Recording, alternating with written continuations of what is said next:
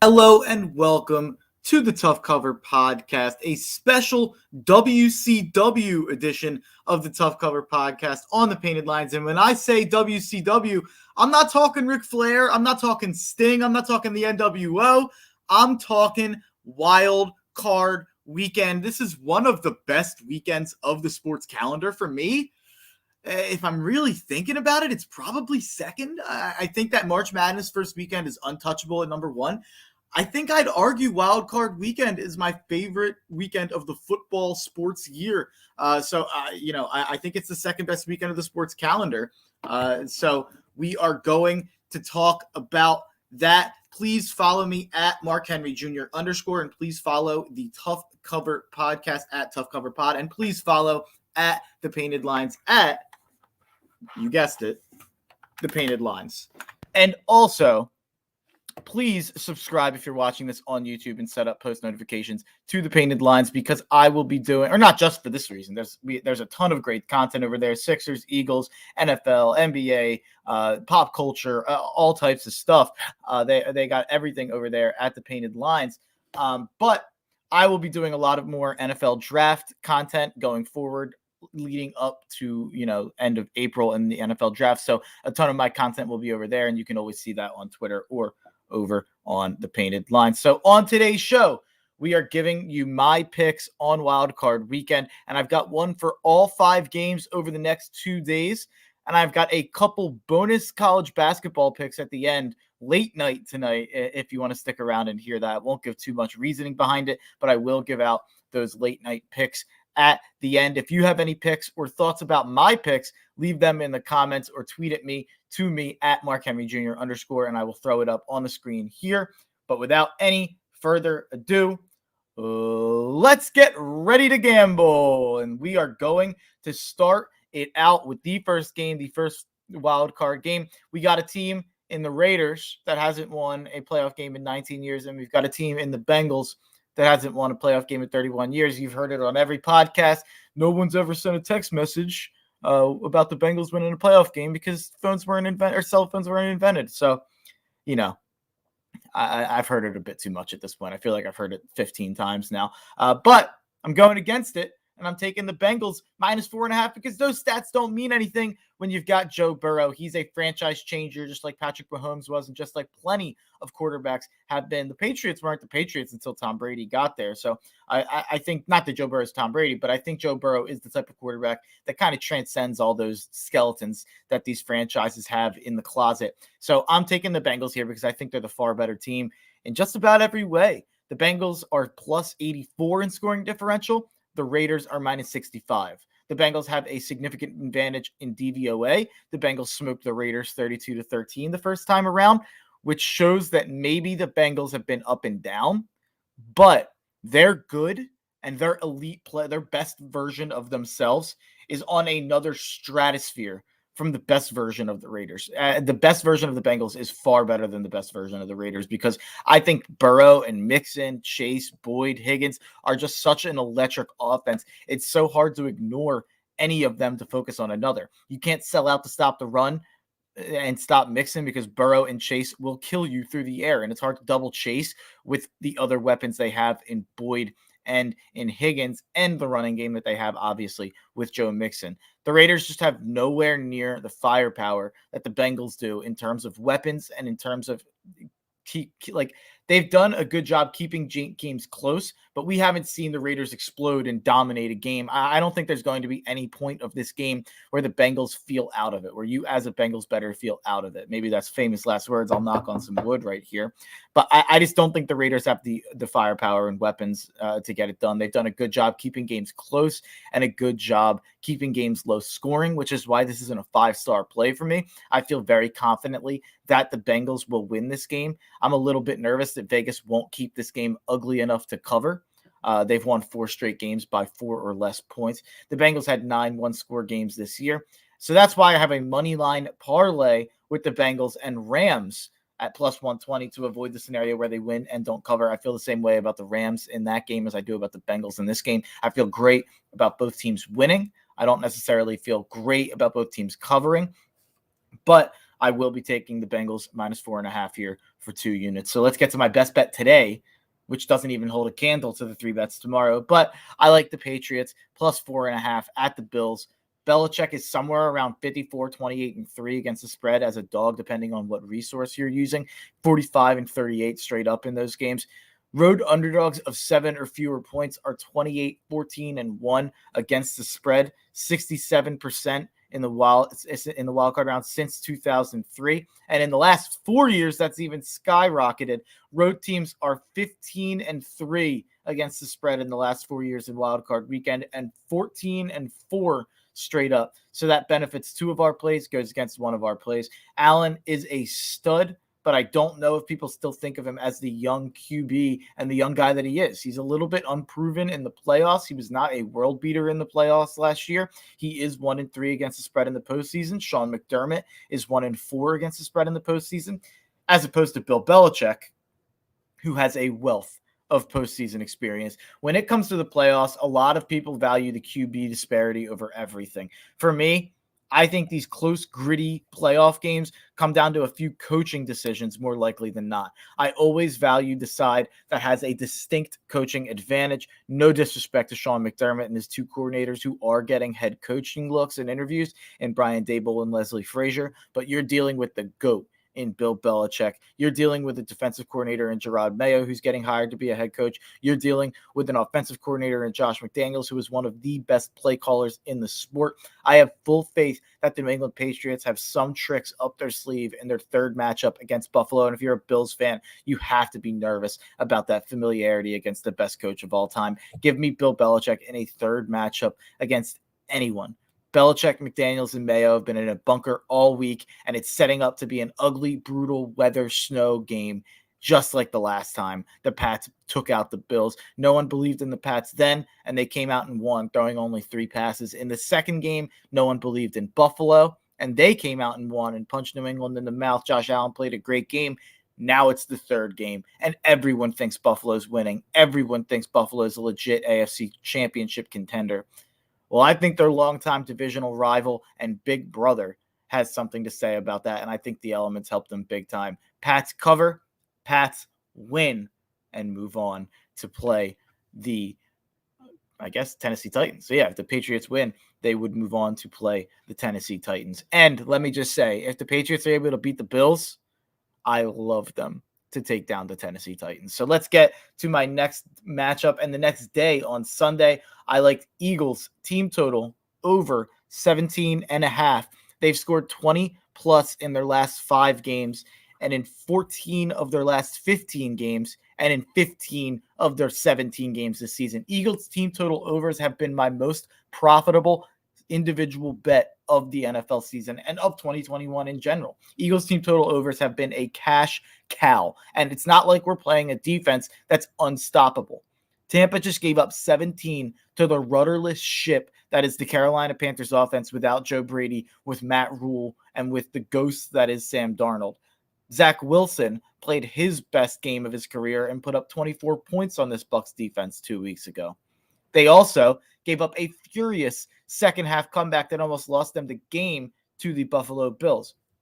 I feel good about the Eagles scoring 20 plus, whether that be in a close game or whether that be in garbage time. And for the people freaking out about the weather, I'm looking at it as a non-factor. Tom Brady went 29 for 30 for over 200 yards and 2 touchdowns on throws, 10 yards and under against the Philadelphia Eagles defense last time, and the Eagles scored 22 in garbage time. I don't think the weather will prevent Tom Brady from throwing short darts, and I don't think that the weather will prevent the Eagles from running it down Tampa's throat.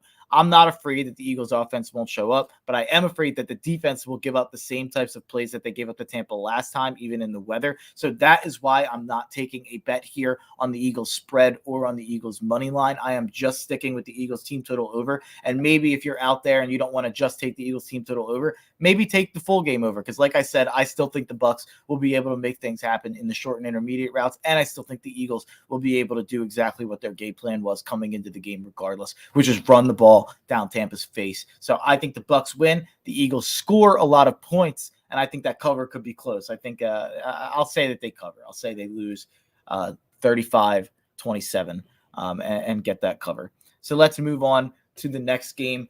49ers at Cowboys. I like the 49ers plus 3.5. Vegas is telling you a lot about this line being closer than I thought it would be. I thought this line would be up at 4.5 or 5 points, and I would have loved to take San Fran there, but I still love to take them at that 3.5 number. The Cowboys defense is 31st in terms of giving up plays of 20 plus yards, and the 49ers are first in big plays created on offense. And that is a big reason I'm taking the Niners, because Deebo Samuel has turned himself into an absolute superstar in the run and the pass game. And you add maybe the best overall well-rounded total package receiving and blocking tight end of the last couple years in George Kittle. And you added another stud in Brandon Ayuk and a steady San Francisco run game under Kyle Shanahan. I just don't think Dallas can key in and take out any one of those weapons and live with the other ones. They're all too good. You have to give them all respect. A lot is going to be made about the QB disparity between Dak and Jimmy G, but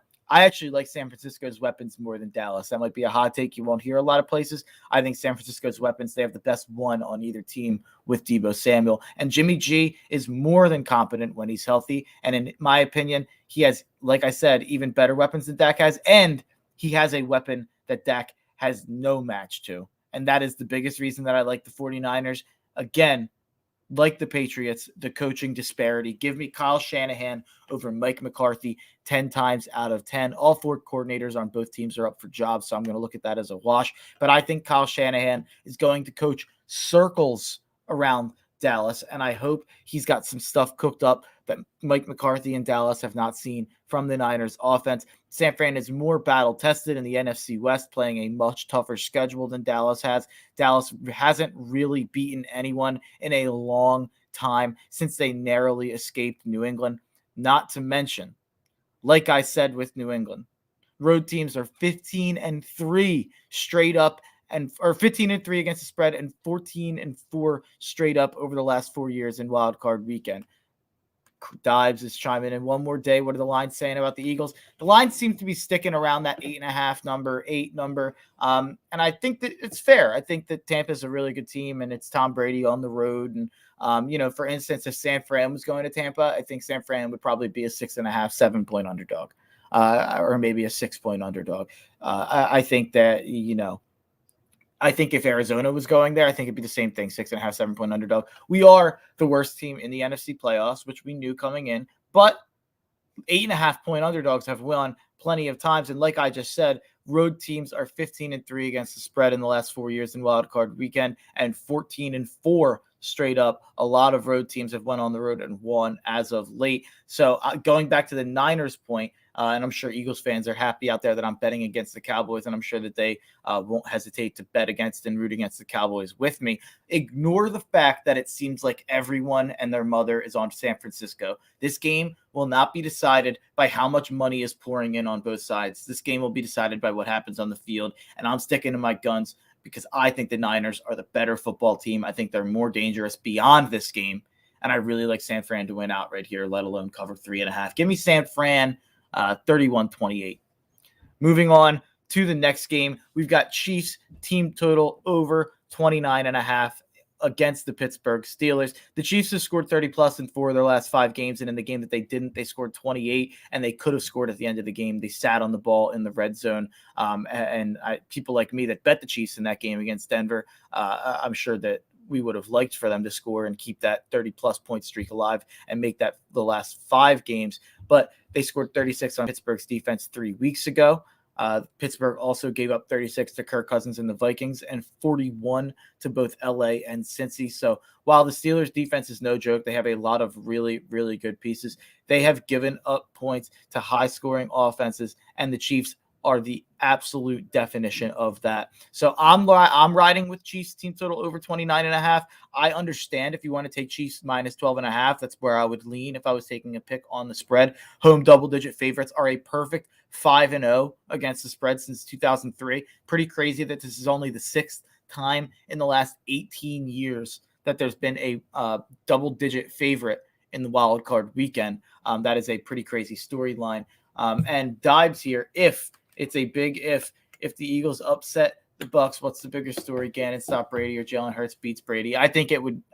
It depends on how you look at it. I think people are always going to gravitate towards the biggest story being the quarterback. So it will become Jalen Hurts beat Tom Brady, I think. But the more shocking thing to me would be Gannon stopping Brady. If we won this game like 31-28 or won this game kind of in a high scoring game, I won't be shocked. Like, I won't be absolutely floored and shocked. But if we win this game like 17-14, or if Tampa scores any less than 24, I'd be pretty shocked. So if Gannon was able to keep Tom Brady under 24 points, that would be the story of the game for me personally. So that concludes my NFL picks of the weekend. I mentioned at the top I have that Bengals-Rams money line parlay, so I probably won't decide what my play is on that Rams game until I see if the Bengals complete the first leg of that parlay. But like I said at the beginning of the pod, I would give out my college basketball plays at the end here. I've got 3 late night plays tonight. I'm riding with Grand Canyon -8.5 versus Tarleton State. I'm going with the Antelopes over the Texans. Grand Canyon has been really good as of late, covering 4 of their last 5 and their last 3 games against the spread. So I like Grand Canyon. They've been really good at home. Grand Canyon's been good to me over the last 2 years. It looks like they'll probably be maybe in the tournament again this season. Tarleton State, really bad from 3. So give me Grand Canyon -8.5 in that game. At 11 o'clock, another late night game. Give me the BYU Fighting Mormons at San Francisco +4.5. BYU has an absolute stud in Barcelo, and they've got a big man in Traore. They've got the best passer in the game in Lucas. I think BYU is the better team than San Francisco here, and I think that they win outright in a late night game here at 11 o'clock in San Francisco, and then in an even later night game at midnight. So technically, this is a game for Sunday. I like the Hawaii Rainbow Warriors -6 over the UC San Diego Tritons. I dug deep for these college basketball plays. My college basketball plays have been much better when it's been these kind of,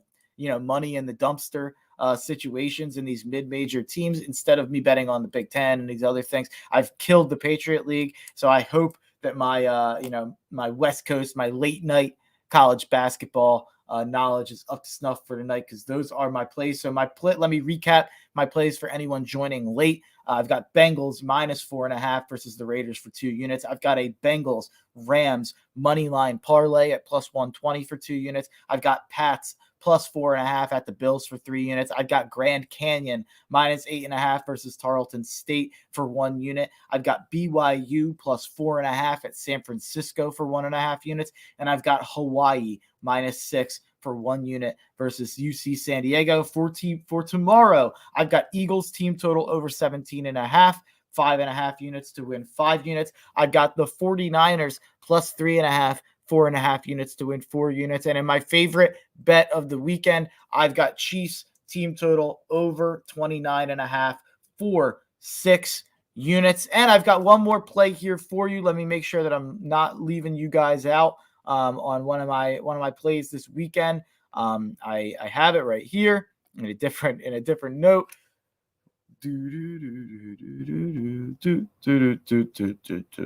I guess the Packers aren't playing, but that's the Jeopardy music. 10 rushing touchdowns from Jalen Hurts this season, 3 last year in only 4 games. Jalen Hurts is scoring a rushing touchdown. Give me Jalen Hurts +230 anytime touchdown scorer. Add that to my card. I forgot to list that on my initial picks, but those are my plays. Thank you for joining me. Please follow me at Mark Henry Jr. _. Please follow the Painted Lines at the Painted Lines, and subscribe to the Painted Lines on YouTube, wherever you're watching this. And most of all, since it's my second favorite weekend of the year, enjoy the winners.